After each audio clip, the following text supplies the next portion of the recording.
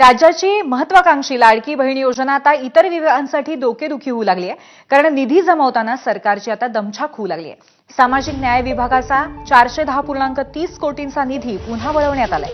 आतापर्यंत सामाजिक न्याय आणि आदिवासी विभागांचा 1,827 कोटी 70 लाख रुपयांचा निधी महिला आणि बाल विकास विभागाकडे वळवला आहे.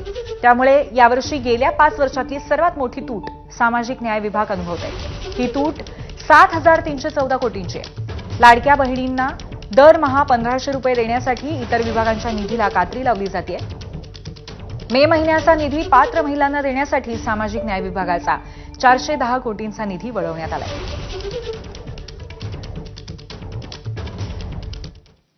तर आतापर्यंत लाडक्या बहिणींसाठी कोणकोणता निधी वळवण्यात आलाय आपण पाहूयात. सामाजिक न्याय विभागाचा 410 कोटी 30 लाखांचा निधी 2 वेळा वळवला.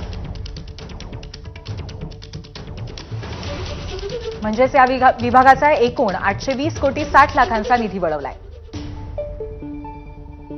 आदिवासी विभागाचा 335 कोटी 70 लाखांचा निधी 3 वेळा वळवलाय. म्हणजेच आतापर्यंत 1,007 कोटी रुपये वळवण्यात आले. दोन्ही विभागांचा मिळून 1,827 कोटींचा निधी लाडकी बहीण योजनेकडे वळवलाय.